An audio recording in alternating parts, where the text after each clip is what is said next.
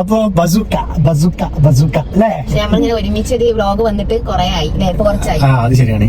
അപ്പൊ നമ്മളിന്ന് പിന്നെ ബസൂക്ക കാണാൻ പോവാണ്. ഒരുപാട് ദിവസമായി ബസൂക്ക കാണണം, എമ്പുരാന് ശേഷം ബസൂക്ക കാണണമെന്ന് ഭയങ്കര ആഗ്രഹം വെച്ചിരിക്കണം അല്ലേ? പക്ഷെ നമുക്ക് പിന്നെ ഇങ്ങനെ തോന്നി ഇതിപ്പോ അതിന് മാത്രം ഒരു സംഭവമൊന്നുമില്ല, പോണ്ടെന്ന് തോന്നി.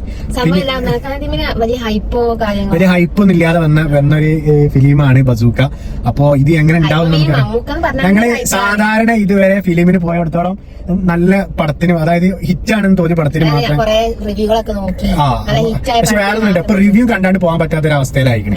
അപ്പൊ അങ്ങനെയാണ് ഞങ്ങൾ പടത്തിന് പോലെ.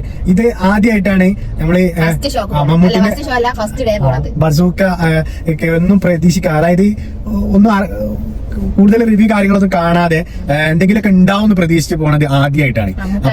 അതെ, മമ്മൂട്ടിന്റെ പടം ആയതുകൊണ്ട് അപ്പൊ എന്തെങ്കിലുമൊക്കെ ഉണ്ടാവും പ്രതീക്ഷിച്ച് പോവാണ്.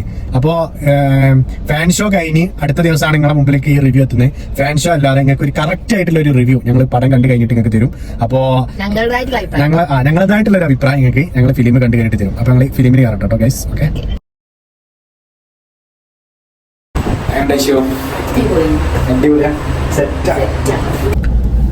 അപ്പോ ഐശുവിന് പടം ഇഷ്ടമായി, എനിക്കും നല്ല ഇഷ്ടമായി.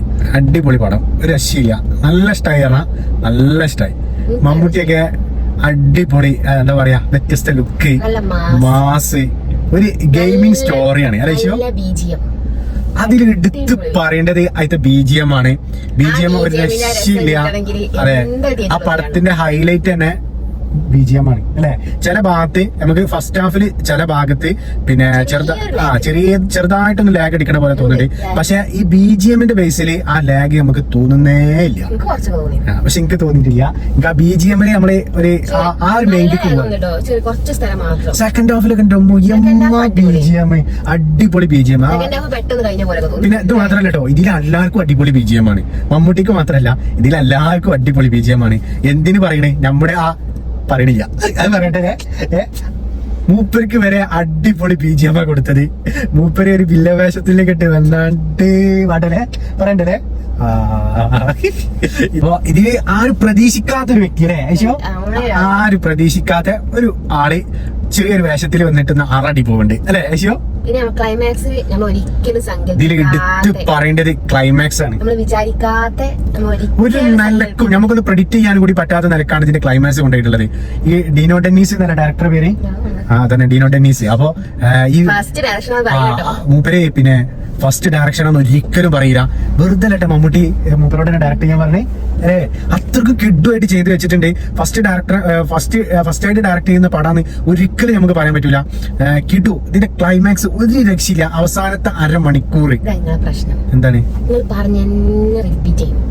അവസാനത്തെ അരമണിക്കൂർ കിഡു പറഞ്ഞാൽ കിഡു. പടം ടോട്ടലി അടിപൊളിയാണ്.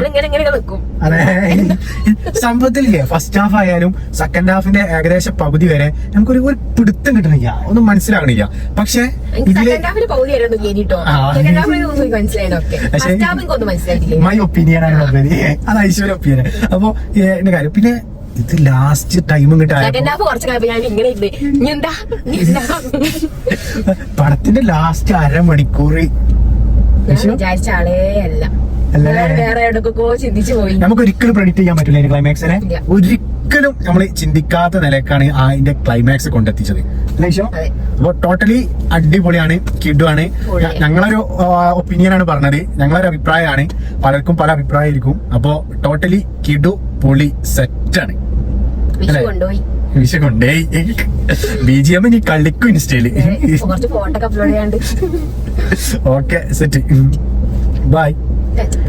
റിവ്യൂ ഇഷ്ടമായാൽ ചാനൽ ലൈക്ക് ചെയ്യാൻ മറക്കല്ല, ചാനൽ സബ്സ്ക്രൈബ് ചെയ്യാൻ മറക്കരുത് ഗൈസ് അല്ലേ? യെസ്, ഞങ്ങളെ ഫസ്റ്റ് ഫിലിം റിവ്യൂ ആണിത്. അപ്പൊ ഇതിമേൽ തീരുമാനിക്കും ഇനി റിവ്യൂ ഇടണോ ഇടണ്ടേന്ന്. യെസ്, അത് നിങ്ങൾ തീരുമാനിക്കാം. റിവ്യൂ കണ്ടുപോയിട്ട് അതെ ഫിലിം കണ്ടിട്ട് ഞങ്ങൾ പറഞ്ഞ സത്യമാണോ അല്ലേ എന്നുള്ളത് കമന്റ് ചെയ്യാം. ഓക്കെ, അത് മതി. ഓക്കെ.